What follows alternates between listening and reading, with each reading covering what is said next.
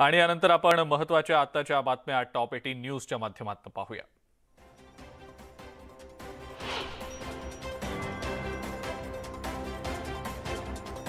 दहिसरवरून घाटकोपर किंवा वर्सोवा आणि गोरेगाव, पोयसर किंवा बोरिवली पश्चिमपर्यंतचा प्रवास आता काही मिनिटातच करता येऊ शकणार आहे। उपनगरातील मेट्रो रेल्वेच्या 2 मार्गिका शुक्रवारपासून सेवेत दाखल होत असल्याने मुंबईकरांचा प्रवास सुसह्य होणार आहे।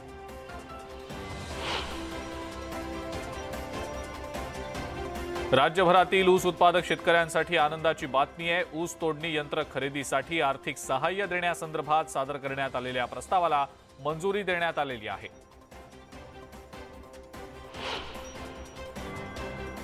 मध्य रेल्वेच्या मुंबईतल्या दोन्ही मार्गांवर आज मेगा ब्लॉक घेण्यात येतो आहे। माटुंगा ते मुलुंड अप आणि डाऊन जलद मार्गावर तसंच पनवेल ते वाशी हार्बर मार्गावर रेल्वेकडून ब्लॉक घेतला जातोय, तर पश्चिम रेल्वेच्या प्रवाशांना मात्र मेगा ब्लॉकमधून दिलासा मिळालाय। रेल्वे रुळांची दुरुस्ती आणि सिग्नल यंत्रणेतल्या कामांसाठी मंगळवारी 17 जानेवारीला पश्चिम रेल्वेवर ब्लॉक घेतला जाणार आहे। रात्रकालीन हा ब्लॉक असणार आहे। वसई रोड आणि विरार स्थानकादरम्यान मंगळवारी मध्यरात्री 12:30 ते पहाटे 4:30 पर्यंत अप आणि डाऊन धीम्या मार्गावर हा ब्लॉक घेतला जाणार आहे। पुण्यातून कर्नाटकमधल्या हुबळीसाठी 5 फेब्रुवारीपासून विमानसेवा सुरू होतीये, त्यामुळे देशातल्या आणखी एक शहर जे आहे ते पुण्याची विमानसेवेच्या माध्यमातून जोडलं जाणार आहे। इंडिगो कंपनीकडून ही सुविधा दिली जाणार असून शनिवार आणि रविवारी ही विमानसेवा उपलब्ध असेल। भाडेवाढ होऊन 3.5 महिने झाल्यानंतर सुद्धा मुंबईतील 50,000 रिक्षा आणि 15,000 टॅक्सी चालकांनी मीटरमध्ये बदल केलेले नाहीत। अशातच मीटर रिकॅलिब्रेशन करण्याची जी अंतिम मुदत आहे ती संपतीये, त्यामुळे सोमवारपासून मीटर रिकॅलिब्रेशन न केलेल्या रिक्षा आणि टॅक्सी चालकांकडून दंड आकारला जाणार आहे। मुंबईतल्या तापमानात घट झाली आहे। किमान तापमान जवळपास 15.5 अंशांपर्यंत पोहोचलंय, तसंच पुढचे 2 दिवस मुंबईतलं किमान तापमान 15 अंशांखाली जाईल अशी शक्यता हवामान विभागानं वर्तवलेली आहे। राज्याच्या तापमानामध्ये आता घट झाली आहे। साताऱ्यामध्ये धुक्याची चादर पसरल्याचं दृश्य पाहायला मिळालेलं आहे। बामणोली गावात तापमान 5 अंशांवर पोहोचलंय। कास ते बामणोली मार्गावरच्या डोंगर रांगा धुक्याच्या दुलईमध्ये न्हाऊन निघाल्याचं पाहायला मिळतंय।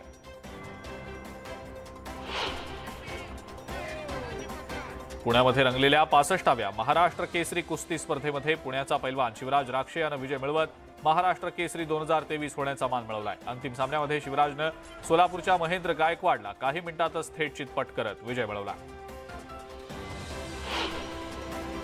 कल्याण डोंबिवली पालिका हद्दीतल्या अंतर्गत रस्त्यांच्या दुरावस्थेची बातमी न्यूज 18 लोकमतनं दाखवली होती। या पाठपुराव्याला अखेर यश आलंय। शहरातील अंतर्गत रस्त्यांवरचे खड्डे भरण्यास आता सुरुवात झाली आहे।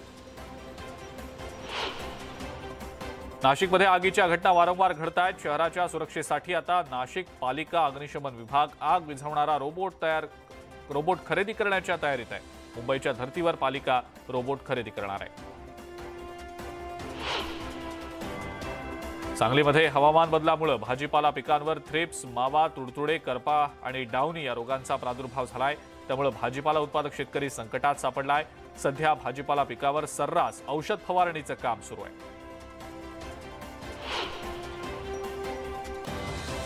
औरंगाबादमध्ये कापसाला योग्य दर मिळत नसल्यामुळे हजारो क्विंटल कापूस शेतकऱ्यांकडे पडू नये अतिवृष्टीचा सामना करत शेतकऱ्यांनी कापूस पिकवला, मात्र अत्यंत कमी दर कापसाला मिळतोय। उत्पादन खर्च सुद्धा निघत नसल्याने शेतकरी नाराज झाले।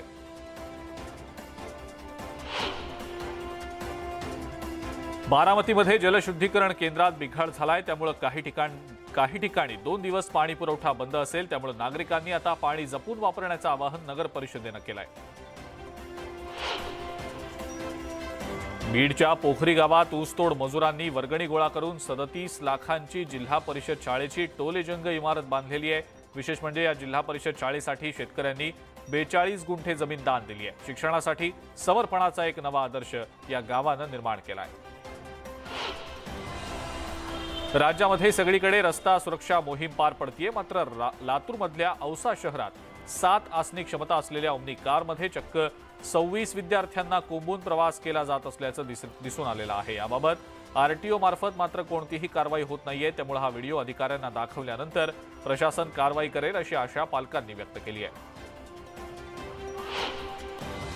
नांदेडमध्ये जिल्हा परिषदेअंतर्गत विविध 13 विभागांमध्ये पदं रिक्त आहेत. शिक्षक, पशुसंवर्धन, आरोग्य सेवक, तलाठी, ग्रामसेवक अशी सगळी पदं रिक्त आहेत. त्यामुळे आता ही रिक्त पदं लवकरात लवकर भरावीत अशी मागणी विद्यार्थी करतात. सोलापुरात श्री सिद्धेश्वर महाराजांची यात्रा मोठ्या उत्साहात सुरू आहे. संध्याकाळी होम प्रदीपन सोहळा संपन्न होईल. या होमविधी सोहळ्यानंतर भाकणुकीचा कार्यक्रम पार पडेल. या यात्रेसाठी भाविक मोठ्या संख्येनं सोलापुरात दाखल झाले. मकर संक्रांतीच्या निमित्तानं पंढरपुरातल्या विठ्ठल रुक्मिणी मंदिरात आकर्षक सजावट करण्यात आलेली आहे. विठ्ठल मंदिराचा गाभारा विविध फळांनी सजवला गेलाय. विठुरायाच्या दर्शनानं मकर संक्रांतीची गोड सुरुवात करण्यासाठी भाविकांनी पहाटेपासूनच गर्दी केली आहे. या गर्दीच्या पार्श्वभूमीवर मंदिर समितीच्या वतीनं ठिकठिकाणी कर्मचाऱ्यांची नियुक्ती करण्यात आलेली आहे.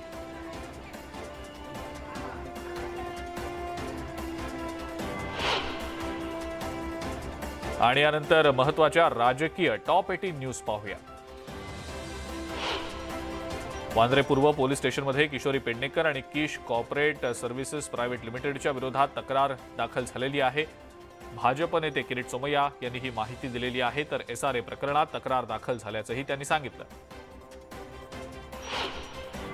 संजय शिरसाट यांना काहीही मिळणार नाही, त्यांचा वापर फक्त वरातीपुरताच असल्याची टीका सुषमा अंधारेंनी केली आहे. औरंगाबादमधल्या सभेमध्ये त्या बोलत होत्या. यावेळेला त्यांनी सत्ताधाऱ्यांवर जोरदार टीका केली आहे. महापुरुषांचा अपमान करून इतिहास बदलण्याचं काम सुरू असल्याची टीका अशोक चव्हाणांनी केली आहे. महात्मा गांधींचं नाव घ्यायचं आणि त्यांच्या मारेकऱ्यांना ताकद द्यायची असं षडयंत्र सुरू असल्याचा आरोप सुद्धा त्यांनी केला. डॉक्टर बाबासाहेब आंबेडकर, कर्मवीर भाऊराव पाटील आणि महात्मा फुलेंबाबत चुकीचं वक्तव्य करणाऱ्यांना महाराष्ट्राची जनता भीक मागायला पाठवेल. विधान परिषदेचे विरोधी पक्षनेते अंबादास दानवे यांनी चंद्रकांत पाटलांवर अशी जोरदार टीका केली आहे. ते औरंगाबादमध्ये बोलत होते. दिवंगत आमदार लक्ष्मण जगताप यांच्या शोकसभेमध्ये बोलताना उपमुख्यमंत्री देवेंद्र फडणवीस भावूक झालेले होते. यावेळेला चंद्रकांत पाटील, गिरीश महाजन, महेश लांडगे यांच्यासह बडे नेते उपस्थित होते. यावेळेला आमदार जगताप यांच्या आठवणी सांगताना फडणवीसांच्या डोळ्यामध्ये पाणी आलं. उपमुख्यमंत्री देवेंद्र फडणवीसांनी ज्येष्ठ कीर्तनकार ह.भ.प. बंडा तात्या कराडकर यांची पुण्यात रुग्णालयात जाऊन प्रकृतीची विचारपूस केली. त्यांच्यासोबत मंत्री चंद्रकांत पाटील हे देखील उपस्थित होते. पुण्यामध्ये देवेंद्र फडणवीसांनी महाराष्ट्राच्या सत्ता संघर्षाचा धागा पकडत टोलेबाजी केली आहे. आपण देखील राजकारणात कुस्ती खेळतो, मात्र ती टीव्हीवरची आहे. याचं ताजं उदाहरण म्हणजे महाराष्ट्रात झालेलं सत्तांतर असं म्हणत त्यांनी कुस्तीच्या मैदानात राजकीय शड्डू देखील ठोकला. माझ्या कारकिर्दीमध्ये झालेल्या चांगल्या कामांची चर्चा कमी आणि नको त्या गोष्टींची चर्चा करून मलाही बदनाम करण्यात आल्याचं अजित पवार म्हणतायत. जलसंपदा विभागाला अजूनही अधूनमधून दुजोरा देण्याचं काम चालूच असल्याचं अजित पवारांनी म्हटलंय. युवा सेना प्रमुख आदित्य ठाकरेंवर बाळासाहेबांची शिवसेना पक्षाचे प्रवक्ते मंत्री दीपक केसरकर यांनी टीका केली. आदित्य ठाकरेंना खोके मिळत नसल्यानं ही टीका सुरू झाल्याचं केसरकर म्हणाले. लहान मुलाला काही वस्तू मिळत नाही तेव्हा ते त्रागा करतात असंही केसरकर म्हणतायत. मुंबई पालिका आयुक्त इक्बाल सिंग चहल यांना ईडीनं समन्स पाठवलेलं आहे. दरम्यान दीपक केसरकर यांनी चहल यांना थेट पाठिंबा दिलाय. सरकारी अधिकारी कुणाच्या इशाऱ्यावर काम करत नाही. कोविड काळात चहल यांनी चांगलं काम केलंय. चहल यांनी घाबरून जाण्याची गरज नाही असंही केसरकर म्हणाले. आदित्य ठाकरेंनी लांबलेल्या मंत्रिमंडळ विस्तारावरनं राज्य सरकारवर टीका केली आहे. मंत्रिमंडळात महिलांना स्थान नाहीये, महिलांना गाजर दाखवण्याचं काम सुरू आहे असं आदित्य ठाकरे म्हणाले. इक्बाल सिंग चहल यांना आलेल्या ईडी नोटिशीवर काँग्रेस प्रदेशाध्यक्ष नाना पटोले यांनी प्रतिक्रिया दिलेली आहे. भाजपामध्ये सर्वात जास्त भ्रष्टाचारी लोक आहेत, मात्र भाजपमध्ये लोक गेले की गंगेमध्ये आंघोळ केल्याप्रमाणे पवित्र होतात अशी टीका पटोलेंनी केली आहे. विरोधी पक्षातल्या नेत्यांना नोटीस देऊन टार्गेट केलं जातंय असंही पटोले म्हणाले. नाशिक पदवीधर मतदारसंघाच्या निवडणुकीमध्ये आता एक नवा ट्विस्ट निर्माण झालाय. काँग्रेस नेते सत्यजित तांबे यांनी ऐन वेळेला अपक्ष म्हणून उमेदवारी अर्ज भरला. त्यामुळे महाविकास आघाडी कुणाला पाठिंबा देणार यावरनं राजकीय खलबतं सुरू होती. अखेर ठाकरेंच्या पक्षानं अपक्ष उमेदवार शुभांगी पाटील यांना आपला पाठिंबा देण्याचं जाहीर केलंय. नवी मुंबईमध्ये मैदानावर येताच आदित्य ठाकरेंना क्रिकेट खेळण्याचा मोह काही आवरला नाही. यावेळेला आदित्य ठाकरेंनी हातात बॅट घेत तुफान फटकेबाजी केली आहे.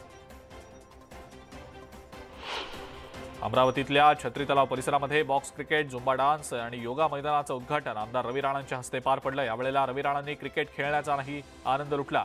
रवी राणांनी केलेली फटकेबाजी सध्या चर्चेचा विषय ठरतीये। सत्यजित तांबेंना काँग्रेस पाठिंबा देणार नाही, त्या ठिकाणी महाविकास आघाडी उमेदवार देण्याच्या तयारीत असून आमची तयारी देखील सुरू असल्याचं नाना पटोले म्हणतायत। 16 तारखेला आमचा उमेदवार कळेल असंही नाना पटोले म्हणाले। उर्फी जावेद आणि चित्रा वाघ यांच्यातले वाद काही थांबायचं नाव घेत नाहीयेत। पुन्हा एकदा चित्रा वाघ यांनी उर्फी जावेदवर टीका केली आहे। पोलीस चौकशीमध्ये उर्फी पूर्ण कपडे घालून गेली ही केवढी मोठी गोष्ट झाली असा टोला चित्रा वाघ यांनी उर्फी जावेदला लगावला।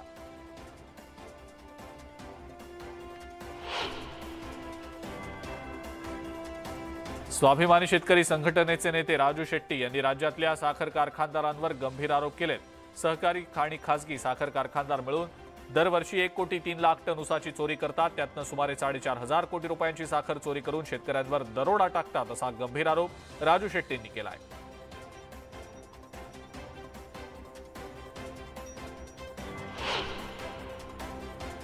महत्त्वाच्या राष्ट्रीय आणि आंतरराष्ट्रीय टॉप 18 न्यूज आता आपण पाहूया।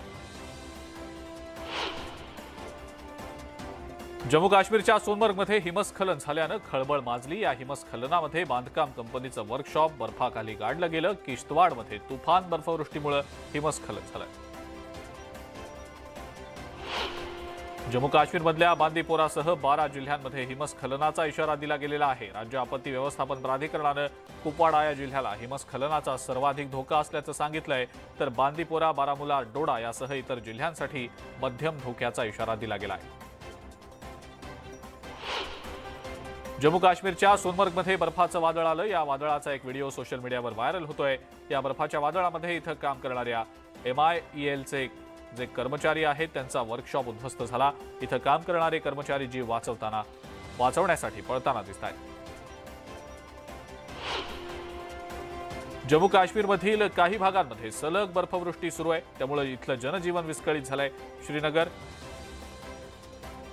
आणि अनंतनागसह अनेक भागांमध्ये बर्फवृष्टी सुरू आहे। रस्त्यांवर बर्फ साचलाय। काश्मीरच्या पहलगाम इथं झालेल्या बर्फवृष्टीनं इथं आलेल्या पर्यटकांचा आनंद द्विगुणित झाला। इथल्या सफरचंदाच्या झाडांवर बर्फ पडल्याचंही दिसून येत आहे। पर्यटक या सगळ्या बर्फवृष्टीचा आनंद लुटताना दिसत आहेत।